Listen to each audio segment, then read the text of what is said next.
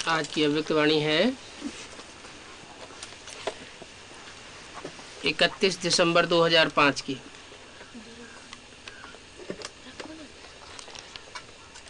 ओम शांति।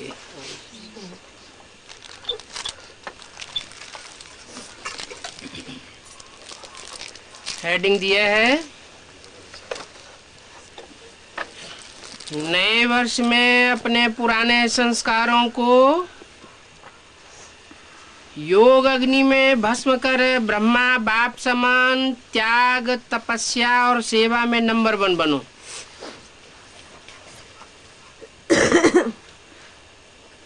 माला किस आधार पर बनेगी?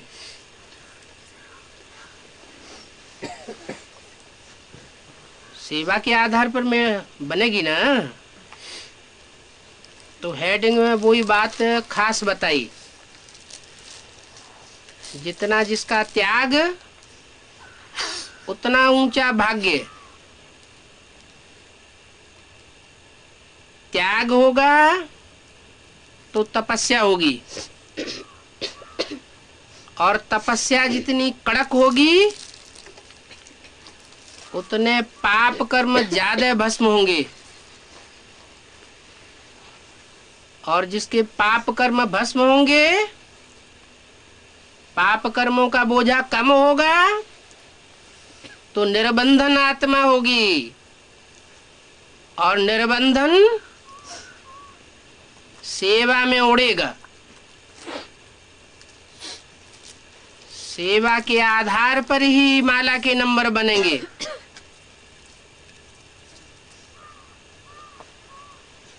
आज बाप दादा चारों ओर के, चाहे सन्मुख हैं चाहे दूर बैठे दिल के समीप हैं, सर्व को 3 मुबारक दे रहे हैं।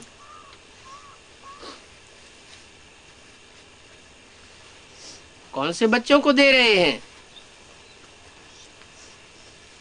चारों ओर के, माना चारों ही दिशाओं के बच्चे हैं। और वो बच्चे चाहे सन्मुख बैठे हैं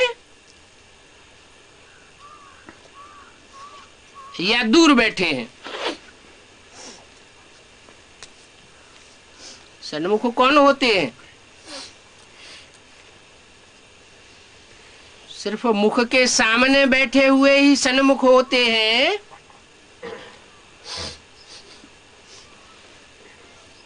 या दूर बैठे भी सन्मुख हो सकते हैं?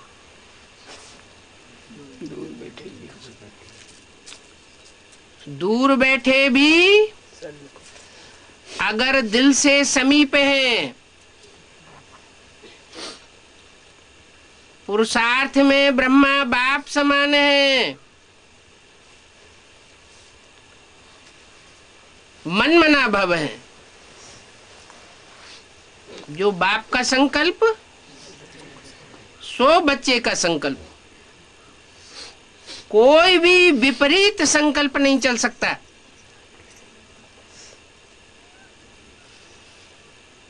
तो वो नजदीक हैं या दूर हैं?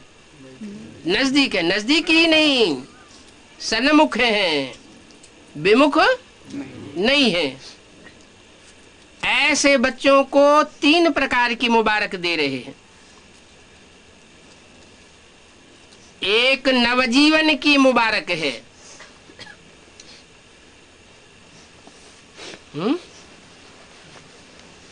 कैसा जीवन?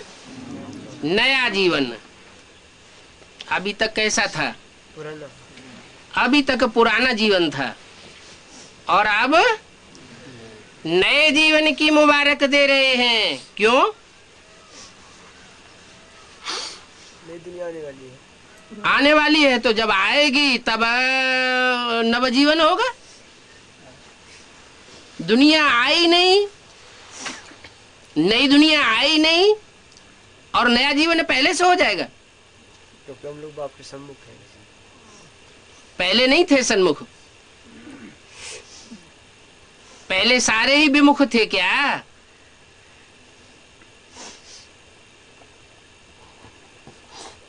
इसलिए अव्यक्त वाणी में ही इशारा दे दिया। बाप दादा ने तुम बच्चों को नई दुनिया की सौगात दी है।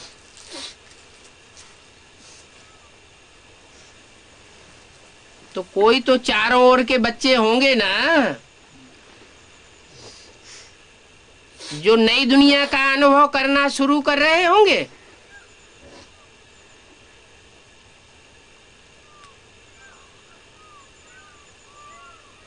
फिर यहाँ उनके लिए सन्मुख क्यों बोला और दूर क्यों बोला?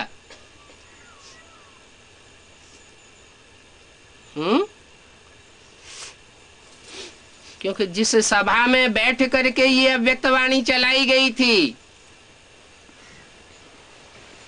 उस सभा में कोई बच्चा ऐसा नहीं था जो सन्मुख वाला हो।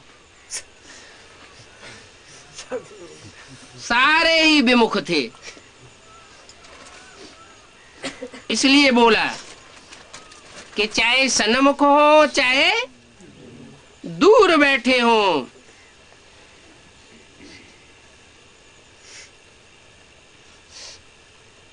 बाप दादा के दिल तो दिल के समीप तो हैं।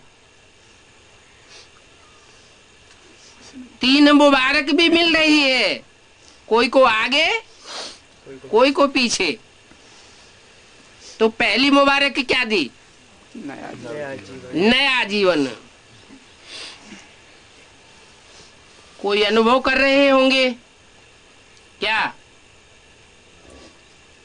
कि नई दुनिया की सौगात दी है तो जरूर नया जीवन भी होना चाहिए। और दूसरी है नवयुग की मुबारक। युग बदल गया क्या? अभी तक कौन सा युग था? संगम युग। संगम माना कभी कलयुग आ जाता बुद्धि में, दुखी तंग परेशान होने लगते, और कभी नई दुनिया याद आ जाती जो आने वाली है, तो संगम युग हुआ। दोनों का मेल होता है। लेकिन यहाँ नवयुग की मुबारक दी है। अभी संगम युग भी पास्ट अनुभव होना चाहिए। बार बार बुद्धि कलयुगी दुखी दुनिया में नहीं जानी चाहिए। बाप के बच्चे बने हैं तो कौन सा युग है? संगम युग भी मौजों का युग है। अगर मौजों का युग अनुभव नहीं होता है, बार बार बेआरामी अनुभव होती है, तो नवयुग और नया जीवन नहीं कहेंगे।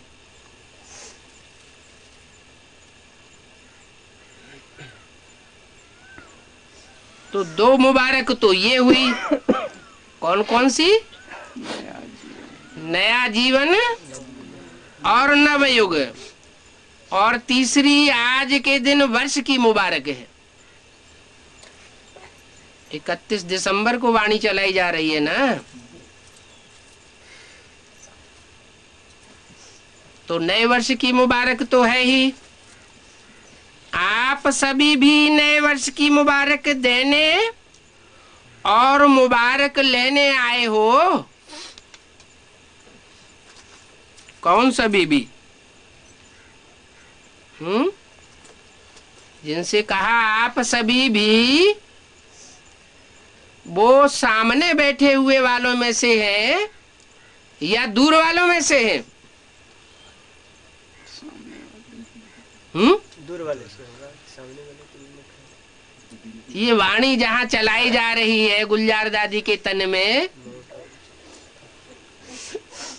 वहां बोला गया पहले तो आप सभी भी नए वर्ष की मुबारक देने और मुबारक लेने आए हो। तो आप सभी भी किसके लिए बोला गया? सम्मुख वाला जो वहाँ बैठे हैं। आप सभी भी किसको बोला जाता है? सन्मुख वालों को बोला जाता है या दूर वालों को बोला जाता है? सन्मुख वाले। सन्मुख वालों को बोला जाता है। तो वहां गुलजार दादी के तन में जो अव्यक्त बाप दादा बोल रहे हैं, जिनको आप सभी भी शब्द लगा दिया, माने अभी तक जो बात की थी वो कोई दूसरे हैं, और आप सभी भी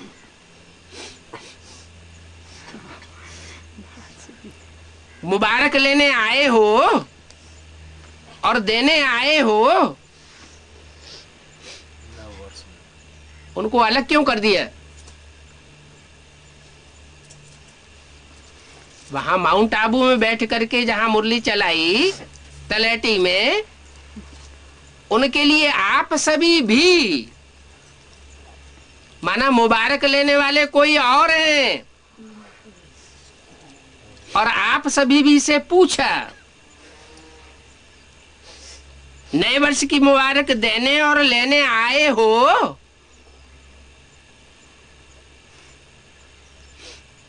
उन्हें पता ही नहीं है क्या? क्या नहीं पता? सन 76 के लिए पहले पता था। क्या पता था? कि नई दुनिया आने वाली है और पुरानी दुनिया जाने वाली है। सन 76 बीत गया तो वो निश्चय उखड़ गया। क्या? कि न नई दुनिया आई और न पुरानी दुनिया गई।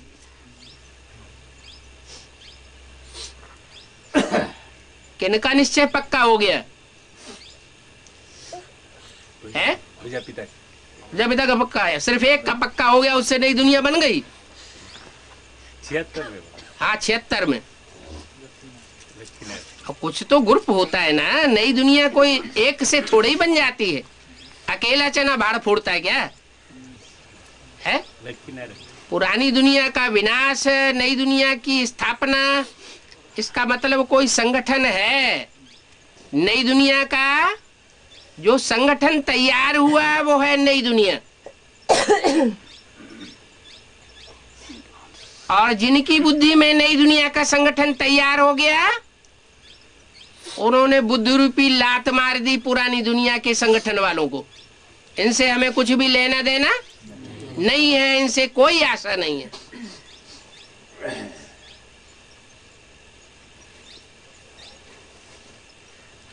वो थी दूसरी मूर्ति के कार्यकाल की शुरुआत।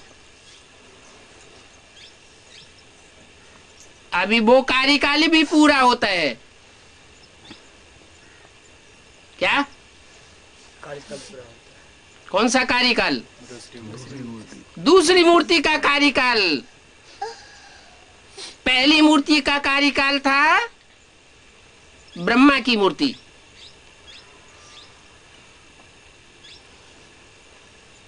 ब्रह्मा कुमार कुमारियों की दुनिया, जिसके लिए पहले पहले कृष्ण का चित्र दिखाया जाता था। चित्र में क्या दिखाते थे? कृष्ण तीरी पर बैस्त लेकर के आ रहा है। तीरी माना बुद्धि रूपी हथेली में, बहस्त माना नई दुनिया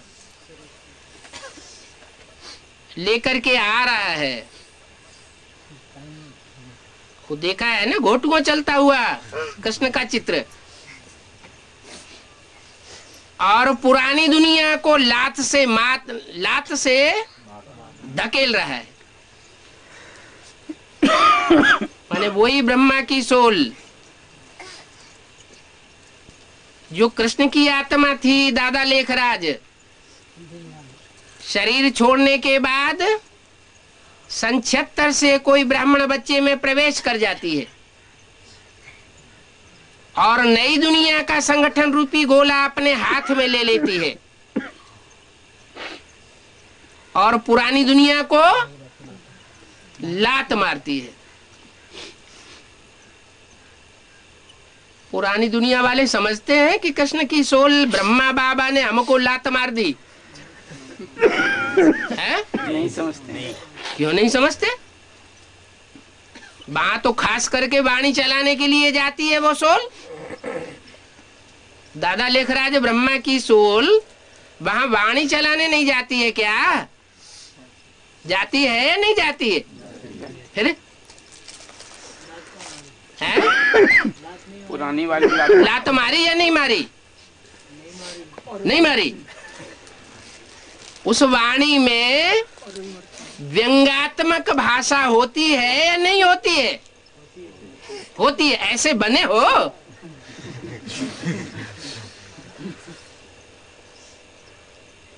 तो ये जो टांट मारते हैं,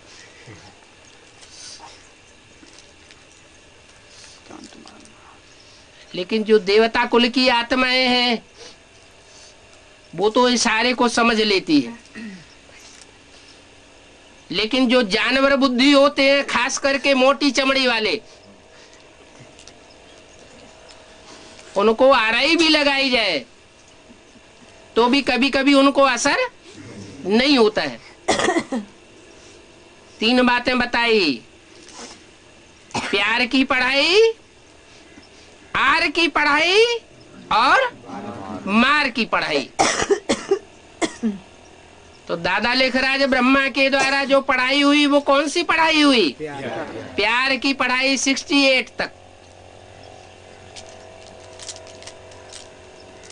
और 76 से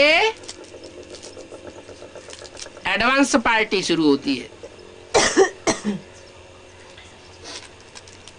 लेकिन ब्रह्मा की सोल तो सन 69 से ही वाणी चलाना शुरू कर देती है। तो जो वाणी चलाई है व्यंग्यात्मक वाणी, जिस व्यंग्यात्मक वाणी का अर्थ है वो तथाकथित ब्रह्मा कुमार कुमारी नहीं समझ पाते। पहली अव्यक्त वाणी में बोल दिया। क्या बोला?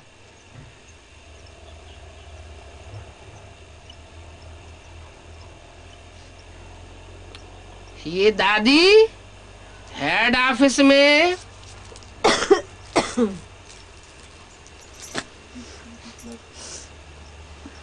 जो कार्य चल रहा है उस हेड ऑफिस के कार्य में सहयोगी बन करके रहेगी, और मनमोहिनी दीदी के लिए बताया कि चक्कर लगा करके सभी सेवा केंद्रों का संभालने का कार्य करेगी। तो ये बात क्या ब्राह्मणों ने समझी? अगर समझी होती तो कुमारका दादी सिर्फ क्लर्क, असिस्टेंट क्लर्क तक ही सीमित रहती, और मनमोहनी दीदी के हाथ में पूरी सत्ता आ जानी चाहिए थी, लेकिन नहीं समझा। क्योंकि लंबे समय से प्यार लेने की जो आदत है, और प्यार में छोटे बच्चे जो होते हैं अक्सर बिगड़ जाते हैं, प्यार का नाजायज फायदा उठा लेते हैं। तो आदत पड़ी हुई है डिसओबे करने की, ध्यान न देने की। वाणी को एक कान से सुना, दूसरे कान से निकाल दिया। फिर 1 वर्ष के बाद जो पहली अव्यक्त वाणी चली उसमें भी इशारा दे दिया। ये साकार सहारा सारे ब्राह्मण परिवार के लिए बहुत श्रेष्ठ सहारा मिला है। इसका अर्थ उन तथाकथित ब्राह्मणों ने क्या लगा लिया है? गुलजार दादी को साकार। वो गुलजार दादी अव्यक्त है या साकार है? जब ब्रह्मा की सोल गुलजार दादी में आती है तो गुलजार दादी की आत्मा अव्यक्त हो जाती है या व्यक्त में मुरली वो वाणी सुनती है? वाणी नहीं सुनती, वो आत्मा गुम हो जाती है। जैसे कोई मनुष्य आत्मा में भूत प्रेत प्रवेश करता है, तो जिसमें भूत प्रेत प्रवेश करता है उस शरीरधारी की आत्मा गुम हो जाती, दबोच ली जाती है, माना अव्यक्त हो गई। तो उसे अव्यक्त कहेंगे या व्यक्त सहारा कहेंगे? तो अव्यक्त है, उसको व्यक्त सहारा कह नहीं सकते। और फिर बोला सारे ब्राह्मण परिवार के लिए बहुत श्रेष्ठ सहारा है। सारे ब्राह्मण परिवार में एडवांस पार्टी आती है या नहीं आती है? वो भी आती है।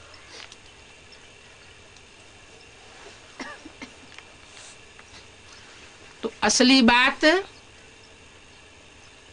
देवात्माएं समझती है। देवात्मा माने 84 जन्म लेने वाली। 84 जन्म लेने वाली माना पक्की पक्की आत्मिक स्थिति में स्थित होने वाली आत्मा, जिनके 84 जन्म ही नहीं होते, वो पक्की आत्मिक स्टेज में टिक भी नहीं सकते। और जब पक्की आत्मिक स्टेज में टिक नहीं सकते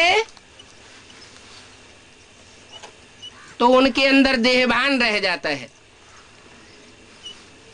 देहभान रह जाने के कारण ऑलराउंड पार्टधारी नहीं बन सकते। कम जन्म होते हैं आत्मा के। जैसे हीरो पार्टधारी, हीरोइन पार्टधारी, ऑलराउंड पार्टधारी होते हैं। हीरो माने हीरे के समान पार्ट बजाने वाली आत्मा है।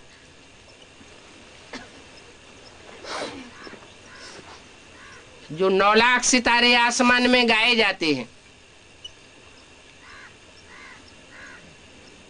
जब कयामत होती है तो वो 9 लाख सितारे सारी दुनिया में ज्ञान की चमक मारते हैं। वो है हीरो पार्टधारी। उस श्रेष्ठ ग्रुप की आत्माएं हैं, पूरे 84 जन्म लेने वाली आत्माएं। उनके मुकाबले जो बाद में परम धाम से आत्माएं आती हैं, कम जन्म लेती हैं, वो सब जानवर बुद्धि। परमात्मा बाप के और ब्रह्मा बाप के इशारों को समझ नहीं सकती, बताने पर भी नहीं समझ सकती। एक होती है बुद्धि इशारे से समझने वाली, उसको कहते हैं देवताएं इशारे से समझते हैं। एक बुद्धि होती है इशारे से नहीं समझते, लेकिन कोई कहता है तो झट समझ लेते हैं। उनको कहा जाता है मनुष्य की बुद्धि, मानवीय बुद्धि। कहने से मानता तो है, एक ने कही दूसरे ने मानी, विचार किया कि राइट बोला या रंग बोला और फैसला किया। और तीसरी बुद्धि वो होती है जो न इशारे से समझती है और न कहने से समझती है। इसलिए मुरली में बोला है जो तुम्हारे कुल का होगा वो तो इशारे में ही समझ जाएगा, झट समझेगा। तुम्हारे कुल का नहीं होगा तो बार बार बोलते रहो, माथा मारते रहो, वो तुम्हारी बात समझेगा नहीं।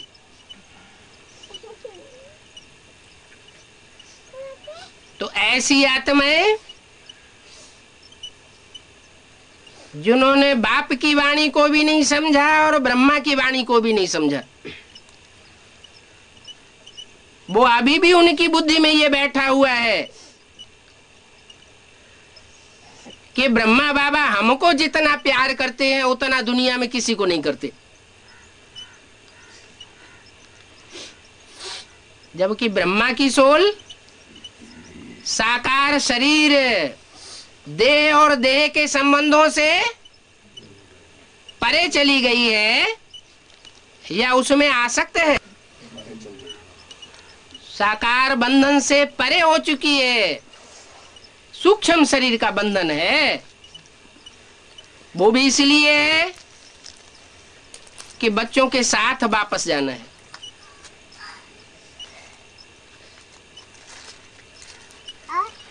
माला जब तक तैयार नहीं हुई है, माला रूपी संगठन जब तक तैयार नहीं हुआ है, और इस पुरानी दुनिया का जब तक विनाश नहीं होता है, नई दुनिया का संगठन तैयार होना माना माला तैयार होना, वो फाइनल होने के लिए ब्रह्मा की सोल भी रुकी हुई है, कृष्ण की सोल, और राम बाप की आत्मा भी रुकी हुई है। बाप दादा वापस नहीं जा सकते।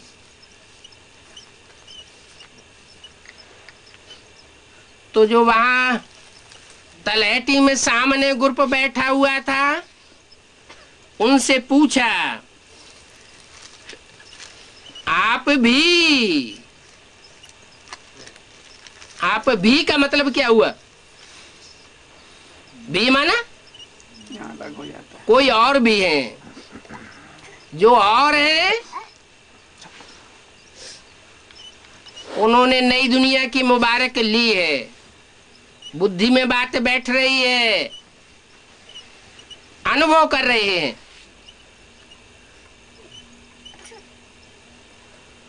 और आप भी, उनसे पूछा गया कि आप भी नए वर्ष की मुबारक देने और लेने आए हो?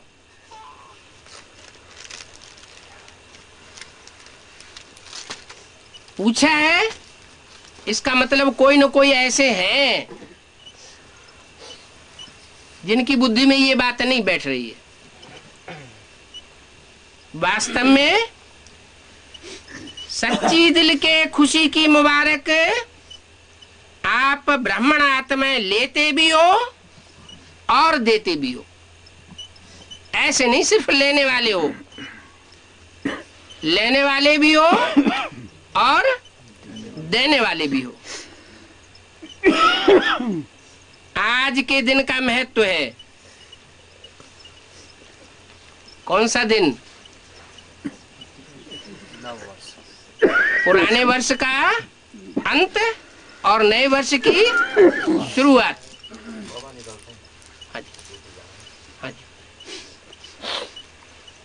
पुराने युग का अंत और नए युग की शुरुआत।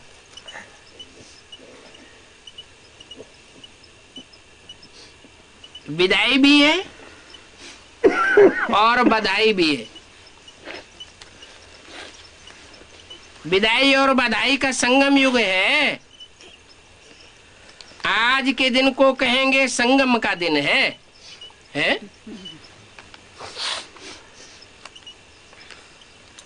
आज के दिन को 31 जनवरी वो ही संगम युग है। संगम माना क्या है? दो युगों का मिलन। दो युगों का मेल। तो सन 36 में नहीं हुआ था क्या? है? सन 36 में या सन 76 में दो युगों का मेल नहीं हुआ था क्या? है? माउंट आबू में हुआ था। जहां जहां ब्राह्मण है वहां संगम युग नहीं है। माना कुछ खास बात है। स्वर्णिम संगम युग की शुरुआत भी होगी तो कोई दिन नुदा हुआ होना चाहिए या नहीं होना चाहिए? कोई वर्ष भी नुदा हुआ होना चाहिए। और युग तो दो युगों का मेल है ही। तो बोला आज के दिन को कहेंगे संगम का दिन। संगम की महिमा बहुत बड़ी है। आप सभी जानते हो कि संगम युग की महिमा के कारण आजकल पुराने और नए वर्ष के संगम को कितना धूमधाम से मनाते हैं। संगम युग की महिमा के कारण ही इस पुराने नए वर्ष के संगम की महिमा है। जहां दो नदियां मिलती है वहां भी संगम होता है। उनकी भी महिमा है।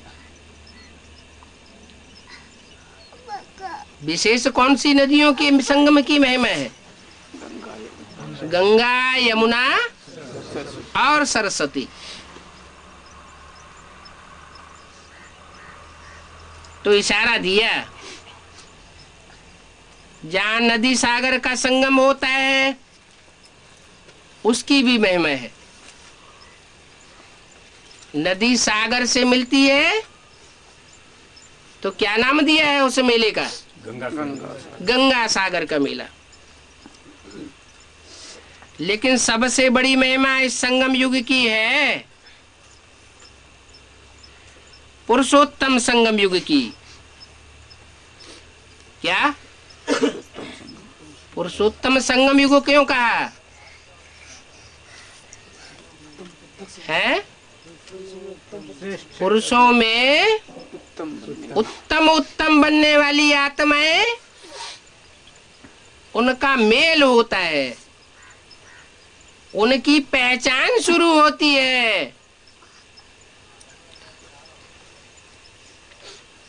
तो पुरुषोत्तम संगम युग, जहां आप ब्राह्मण भाग्यवान आत्माएं बैठे हो,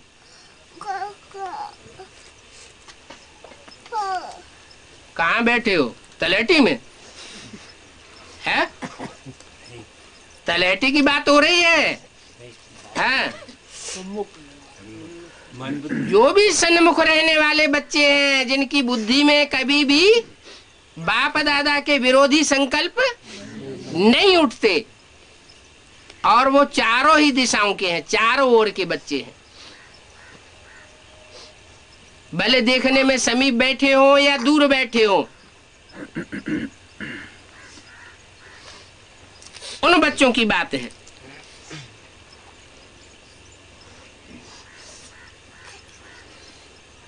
तो संगम युग की महिमा है पुरुषोत्तम संगम युग, जहां आप ब्राह्मण भाग्यवान आत्माएं बैठे हो। ये नशा है ना। अगर आपसे कोई पूछे कि आप किस समय पर हो, कलयुग में रहते हो या सतयुग में रहते हो, कोई पूछे कहाँ रहते हो,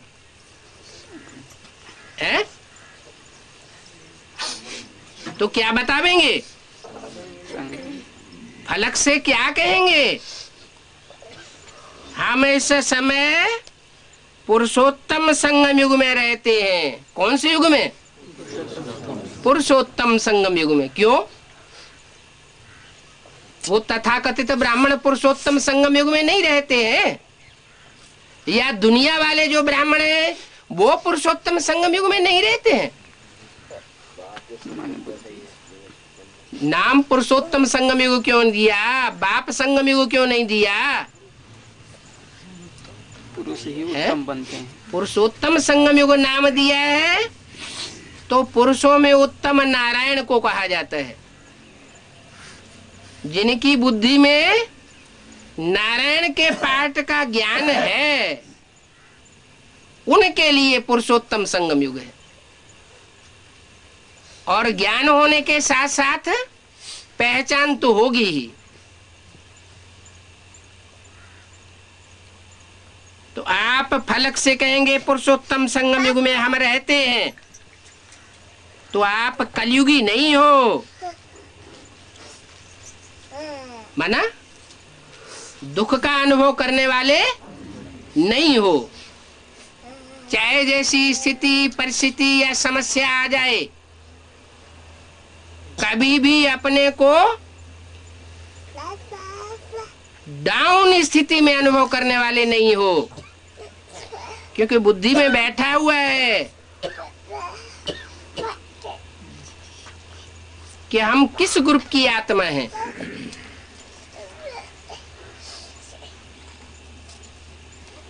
कौन से युग में आने वाले हैं या आ चुके हैं, और इस संगम युग की विशेष महिमा क्यों है।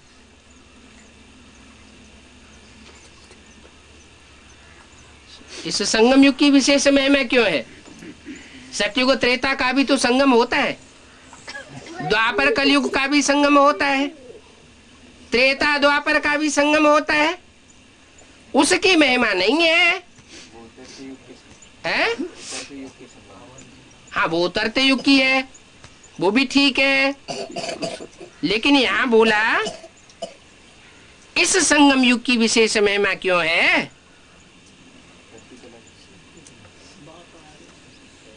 क्योंकि भगवान और बच्चों का मिलन होता है। गुलजार दादी में जो आत्मा आती है उसको भगवान का मिलन कहेंगे या मनुष्य आत्मा का मिलन कहेंगे। वो तो मनुष्य आत्मा है।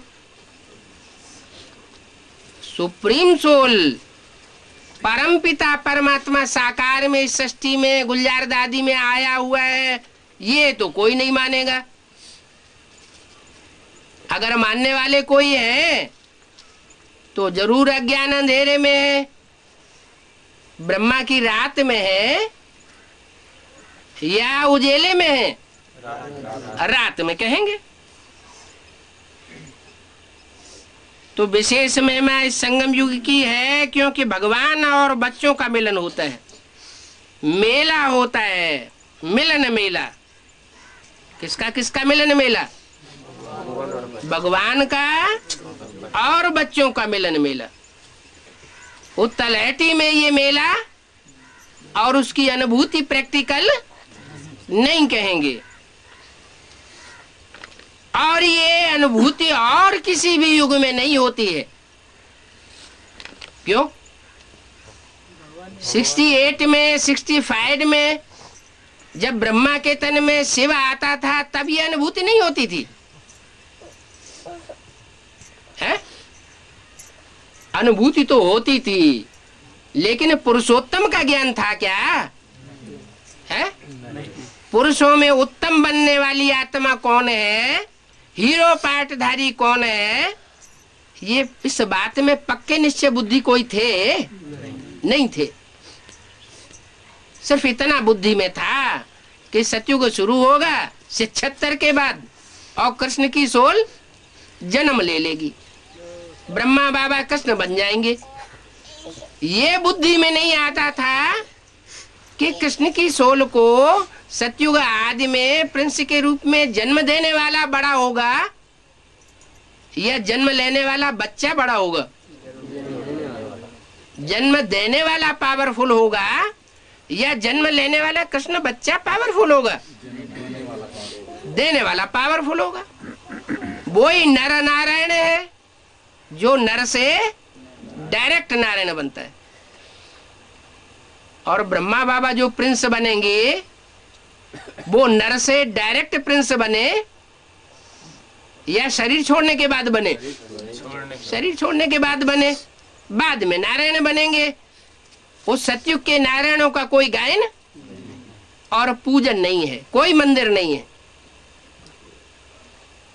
संगम युगी नारायण के मंदिर हैं जो नर से डायरेक्ट नारायण बनते हैं। बल उसमें कृष्ण की सोल भी प्रवेश करती है, इसलिए कृष्ण को भी मर्यादा पुरुषोत्तम का टाइटल मिला हुआ है। तो मेला मनाने आए हो ना, पुरुषोत्तम संगम युग का जो भगवान के साथ मिलन मेला है वो मनाने आए हो ना। फिर पूछा, किससे पूछा? बच्चों से। कौन से बच्चों से? जो सामने वहां तलेटी में बैठे हुए थे उनसे पूछा? सिर्फ दीदी दादी से और सभी बच्चों से? और भी जो वहां बैठे हुए थे बड़ी हजारों की पब्लिक उन सब से पूछा रिपीट करके। उसमें हम भी थे बाबा। तो मेला मनाने आए हो ना, आप कहाँ कहाँ से आए हो मिलन मेला मनाने के लिए?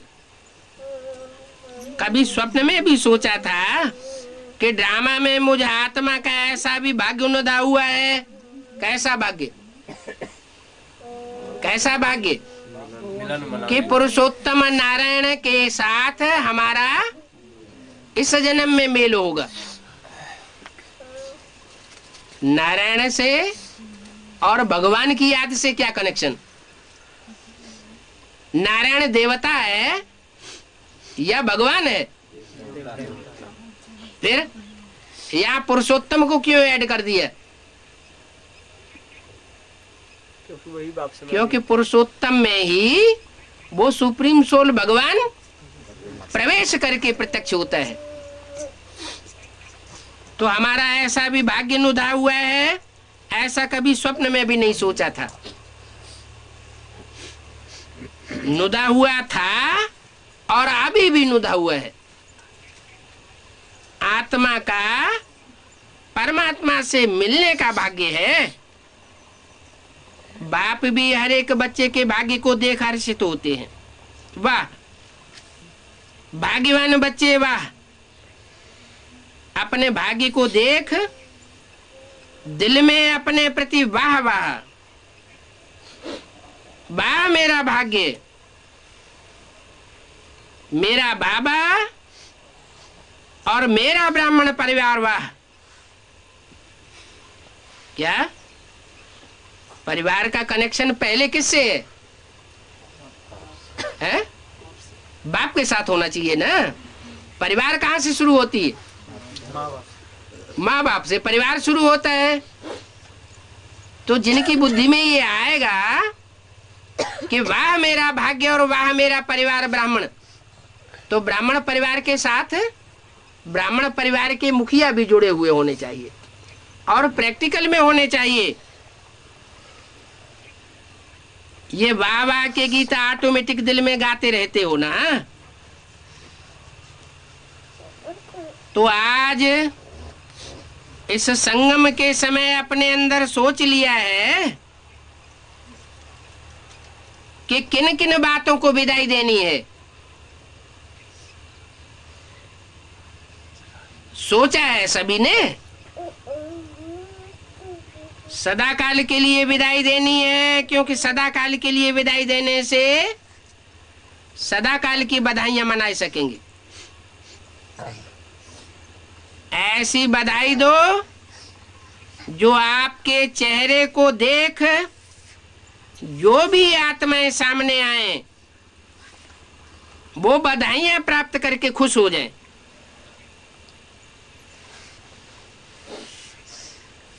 जो दिल से बधाई देते हैं व लेते हैं वो सदा ही कैसे दिखाई देते हैं? दिल से बधाई देने वाले और लेने वाले वो संगम युगी फरिश्ता दिखाई देते हैं। क्या फरिश्ता माना क्या दिखाई देते हैं? फरिश्ता माना क्या? आकार से रिश्ता टूट जाता है। जिनका फर्श की दुनिया वालों से कोई लौकिक रिश्ता नहीं, ये बुद्धि में अनुभव करते हैं। हमारी लौकिक दुनिया खलास हो गई, कोई खिंचावट नहीं बुद्धि की। सारी खिंचावट किस ओर होनी चाहिए? अलौकिक दुनिया की तरफ, अलौकिक परिवार की तरफ।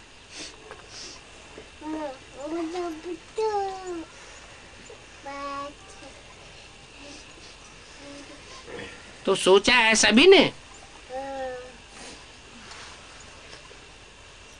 ऐसी बधाई जो दिल की बधाई देखने में आवे, संगमयुगी फरिश्ता देखने में आवे। सभी का यही पुरुषार्थ है ना। ब्राह्मण सो फरिश्ता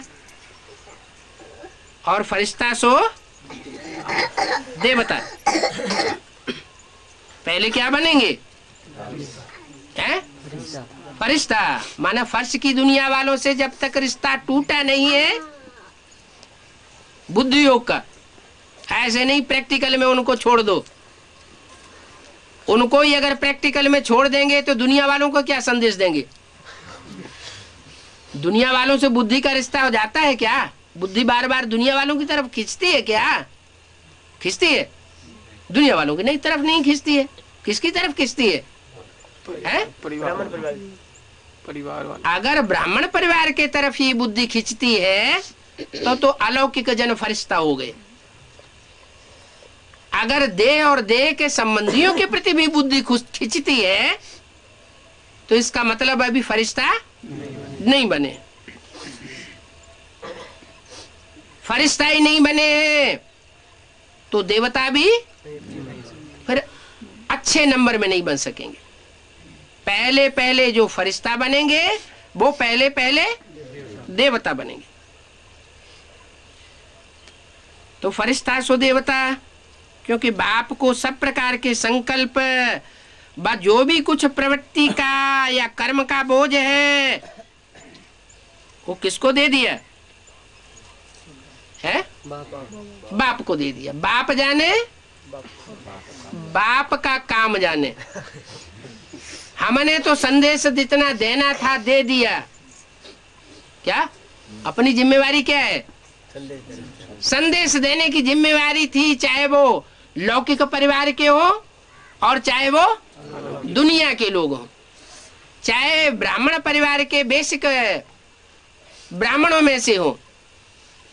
हमारा काम है जो भी सामने आए उनको बाप का पैगाम देना। बाकी हमारा बुद्धि योग कहीं भी खींचने वाला अब नहीं है। तो जिनका बुद्धि योग नहीं खींचेगा उनकी निशानी क्या बताई? जो भी संकल्प चलेंगे या जो भी प्रवृत्ति का या कर्म का जो भी होगा बोझ वो अपने ऊपर महसूस नहीं करेंगे। तो पूछा बोझ दिया है या थोड़ा सा रह गया है?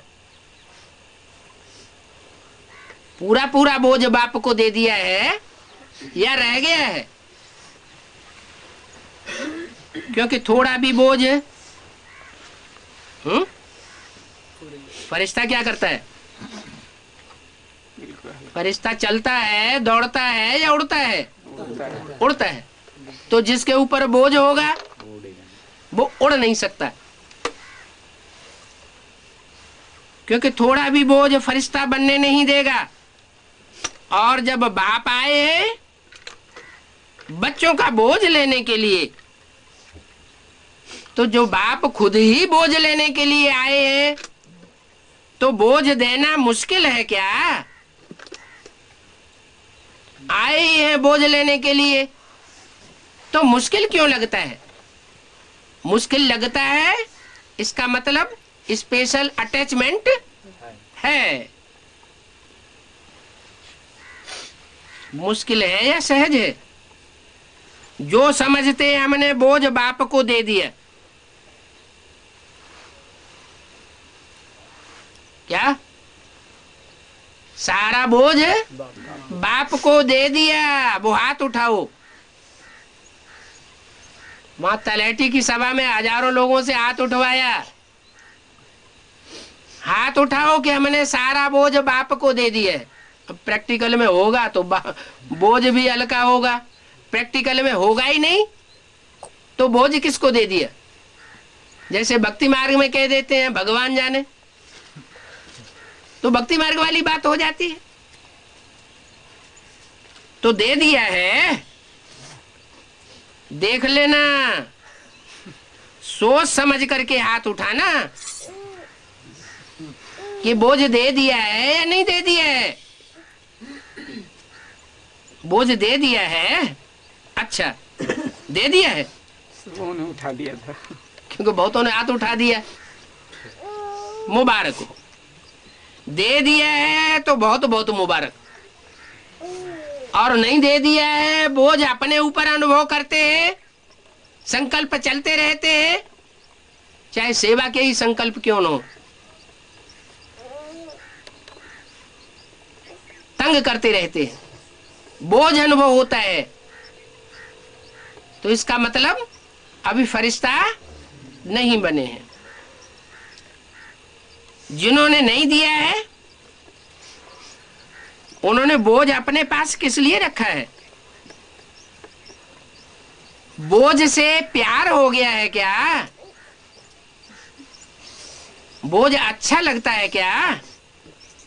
देखो, बाप दादा हर बच्चे को क्या कहते हैं? ओ मेरे बेफिक्र बादशाह बच्चे। कैसे बच्चे? बेगमपुर के बादशाह। कोई प्रकार का गम अनुभूति नहीं होती। तो बोझ का फिक्र होता है ना। बोझ लेने के लिए बाप आए हैं, क्योंकि 63 जन्म से बाप देख रहे हैं बोझ उठाते उठाते सभी बच्चे देहबाने में बहुत भारी हो गए। 63 जन्म बहुत बोझ उठाया। इसलिए जब बाप बच्चों को प्यार से कह रहे हैं बोझ हमको दे दो, अपने पास बोझ मत रखो, फिर क्यों रख लिया है? अच्छा लगता है बोझ? सबसे सूक्ष्म बोझ है पुराने संस्कारों का। बाप दादा ने हर बच्चे के इस वर्ष का, क्योंकि वर्ष पूरा हो रहा है ना, तो इस वर्ष का चार्ट देखा। आप सबने भी अपना अपना वर्ष का चार्ट चेक किया। तो बाप दादा ने क्या देखा कि कई बच्चों को इस पुराने संस्कार की आकर्षण कम हुई है, पुराने संबंध की भी आकर्षण कम हुई है, और पुराने संस्कार की आकर्षण भी कम हुई है। लेकिन पुराने संस्कार, उसका बोझ मेजॉरिटी बच्चों में रहा हुआ है। किसी न किसी रूप में, चाहे मनसा में अशुद्ध संकल्प नहीं आता है, लेकिन व्यर्थ संकल्प का संस्कार अभी भी परसेंटेज में बच्चों में दिखाई देता है। बहुत व्यर्थ संकल्प चलने के संस्कार हैं। मन के अंदर संकल्प तो चलते हैं ना, चेक करते हैं ना कि ये संकल्प चलाने से कोई फायदा होने वाला नहीं है, फालतू टाइम वेस्ट हो जाता है। इतनी देर बैठ करके बाप को याद करें तो कितने पाप कर्म भस्म हो जाए। 31/12/2005 की अव्यक्त वाणी का दूसरा पेज वाचा में भी दिखाई देता है क्या कि व्यर्थ संकल्पों का संस्कार खत्म नहीं हुआ है। वाचा में भी पता लग जाता है।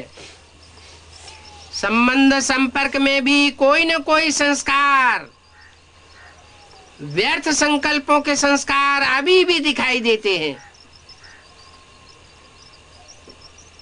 तो आज बाप दादा सभी बच्चों को मुबारक के साथ साथ यही इशारा देते हैं कि ये रहा हुआ संस्कार समय पर धोखा दे देगा। धोखा देता भी है और अंत में भी धोखा देने के निमित्त बन जाएंगे। अंत माने कब है? कयामत का समय तो अभी भी है, लेकिन जब माला के नंबर डिक्लेयर होना होंगे तो संकल्प विकल्प चलते रहेंगे, और जितना जितना संकल्प विकल्प चलते रहेंगे उतना फैसले पर नजदीक नहीं पहुंचेंगे। क्या राइट है क्या रंग है।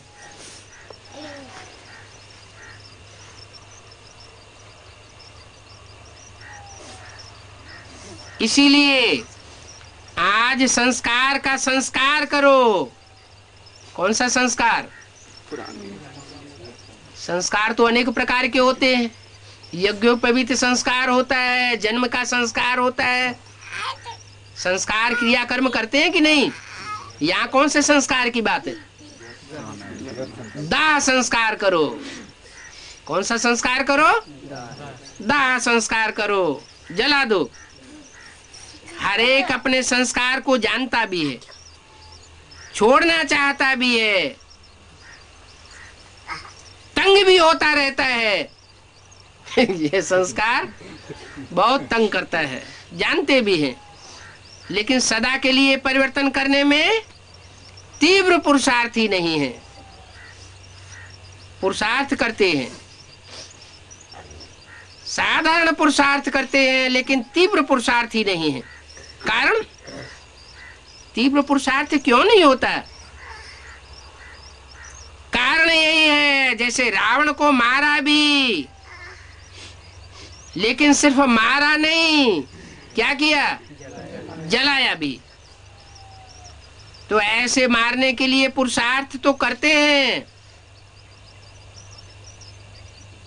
माया रावण थोड़ा बेहोश भी होता है। संस्कार बेहोश हो जाता है, पुराना संस्कार, लेकिन जलाया नहीं तो बेहोशी से बीच बीच में उठ जाता है। इसके लिए पुराने संस्कार का संस्कार करने के लिए इस नए वर्ष में योग अग्नि से जलाने का दृढ़ संकल्प का टेंशन रखो। कहते हैं ना, नया वर्ष तो है, नया युग तो है, तो सबके लिए है या कोई कोई के लिए है? कोई कोई के लिए, एक ही लिए है। फिर बनेगा कैसे नया युग? नई दुनिया का संगठन कहा जाएगा एक के द्वारा? है? नहीं कहा जाएगा।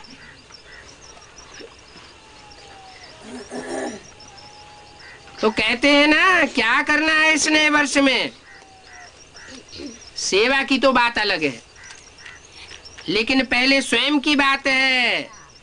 योग लगाते हो, बाप दादा बच्चों को योग में अभ्यास करते हुए देखते हैं। अमृत वेले भी बहुत पुरुषार्थ करते हैं, लेकिन योग तपस्या तप के रूप में नहीं करते हैं। प्यार से याद तो जरूर करते हैं, रूढ़ियान भी बहुत करते हैं, शक्ति भी लेने का अभ्यास करते हैं, लेकिन याद को इतना पावरफुल नहीं बनाया है जो संकल्प करो और विदाई हो जाए। योग को योग अग्नि के रूप में कार्य में नहीं लगाते हो, इसलिए अभी योग को पावरफुल बनाओ। एकाग्रता की शक्ति विशेष संस्कार भस्म करने में आवश्यक है। क्या कहा? जो संस्कार अभी तक खत्म नहीं हो रहे हैं, समाप्त नहीं हो रहे हैं, तंग करते हैं, उनको समाप्त करने के लिए क्या करना है? एकाग्रता की शक्ति धारण करना है।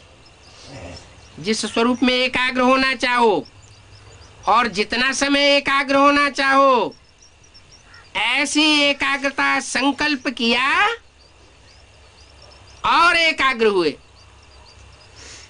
इसको कहा जाता है योगाग्नि।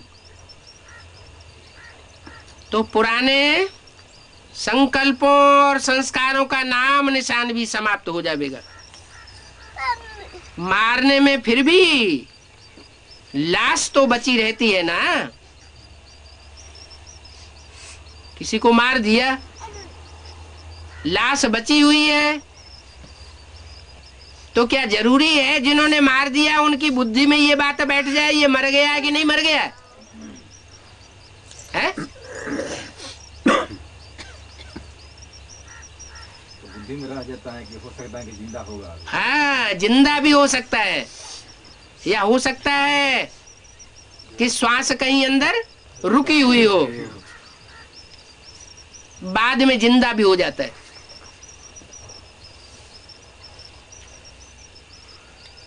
कोई कोई तो टिकटी से उठ करके खड़े हो जाते हैं, तो लोग समझते हैं ये भूत बन गया। तो क्या किया जाता है? भस्म किया जाता है। भस्म होने के बाद नाम निशान खत्म हो जाता है। तो इस वर्ष योग को पावरफुल स्टेज में लाओ। जिस स्वरूप में रहना चाहो, मास्टर सर्वशक्तिवान बन करके ऑर्डर करो। तो समाप्त करने की शक्ति आपके ऑर्डर से नहीं माने, ये नहीं हो सकता। आप मालिक हो, मास्टर कहलाते हो ना। क्या मास्टर? कौन से मास्टर? सर्वशक्तिवान मास्टर, सर्वशक्तिवान। तो मास्टर ऑर्डर करे और शक्ति हाजिर नहीं हो तो क्या वो मास्टर कहा जाएगा? तो बाप दादा ने देखा कि पुराने संस्कार का कुछ न कुछ अंश अभी भी रहा हुआ है, और वो अंश वंश बन जाता है, बीच बीच में वंश भी पैदा कर देता है, जो कर्म तक भी काम तमाम कर देता है? माने ऐसे नहीं कि वो संकल्पों तक ही आता है, वाचा में ही आकर के रह जाता है। क्या करता है? वो संस्कार कर्मणा में भी पाप बना देता है। कितनी युद्ध करनी पड़ती है। तो बाप दादा को बच्चों का समय प्रमाण युद्ध का ये स्वरूप अच्छा नहीं लगता है। बाप दादा हर बच्चे को मालिक के रूप में देखना चाहते हैं। ऑर्डर करो और जी हुजूर। तो सुना, इस वर्ष स्व के प्रति क्या करना है? क्या करना है?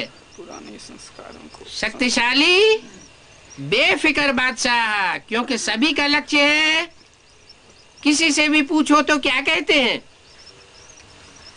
हम क्या प्राप्त करेंगे? हैं? विश्व का राज्य भाग प्राप्त करेंगे, राज्य अधिकारी बनेंगे। अपने को राजयोगी कहलाते हैं ना। प्रजा योगी है क्या?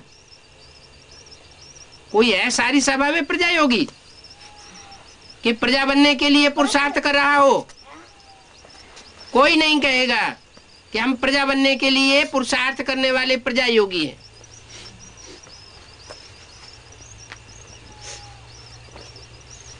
जो प्रजा योगी हो, राजयोगी नहीं हो, वो हाथ उठाओ। टीचर्स में कोई है? आपके सेंटर पर कोई प्रजा योगी है? किससे पूछा है? टीचर से पूछा। कहलाते तो सब राजयोगी है। राजयोगी का अर्थ क्या हुआ? योग लगाकर राजाई पद प्राप्त करने वाले। अगर राजाई पद प्राप्त न किया या राजाई में जाकर के जन्म न लिया तो राजयोगी के टाइटल धारी नहीं कहला सकते। कितने होंगे फिर? राजयोगी का टाइटल धारण करने वाले कितने होंगे? हैं? 108 तो राजा बनेंगे। कोई ऐसे भी होंगे जो राजकुल में ही जन्म लेंगे। जो सुख राजा को मिलता है वो सुख उनको भी मिलेगा। पद नहीं मिलेगा वो। 16,108 वो है राजयोगी, उनको प्रजा योगी नहीं कहेंगे। तो कहलाते तो सब है राजयोगी। हाथ तो कोई भी नहीं उठाता कि हम प्रजा योगी है, अच्छा नहीं लगता ना। और बाप को भी फखुर है, बाप दादा फखुर से कहते हैं कि संगम पर भी हर बच्चा राजा बच्चा है?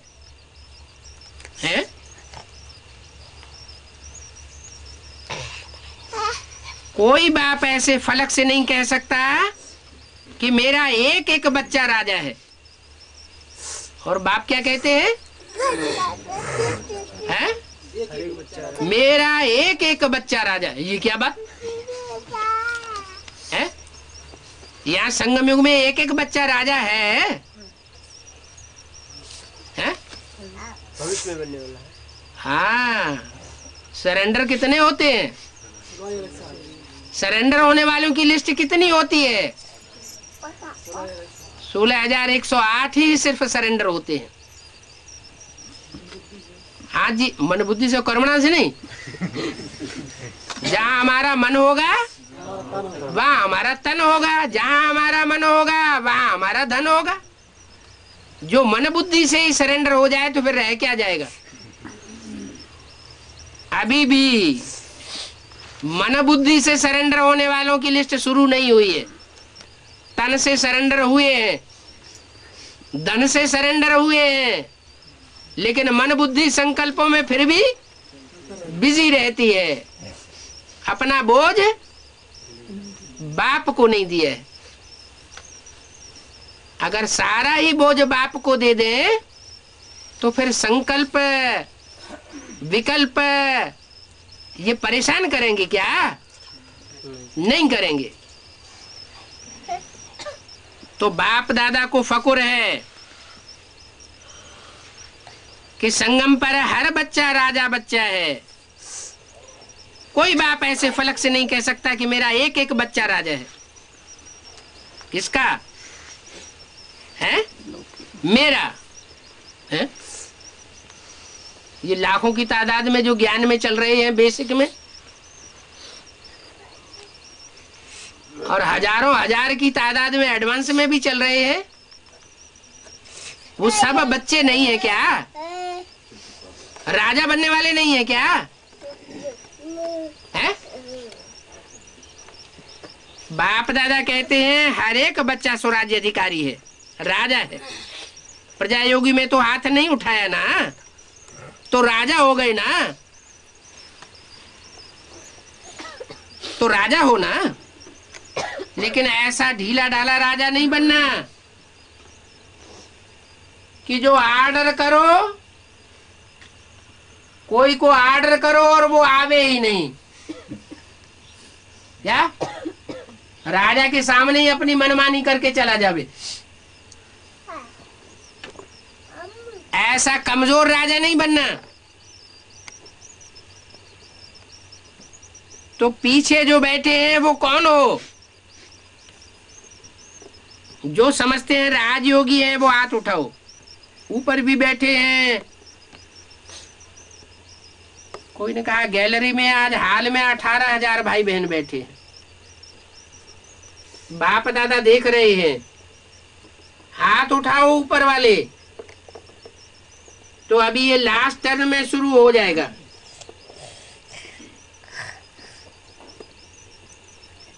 तीन मास बाप दादा देते हैं।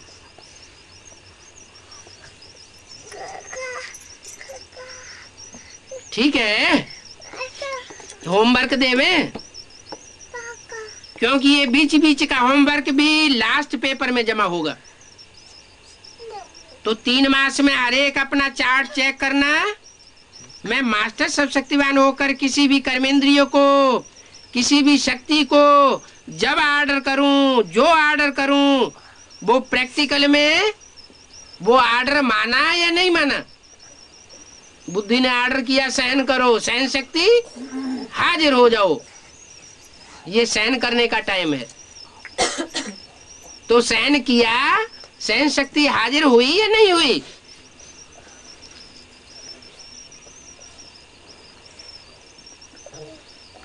किसी भी शक्ति को ऑर्डर करें, कर सकते हो। पहली लाइन वाले कर सकते हो, हाथ उठाओ।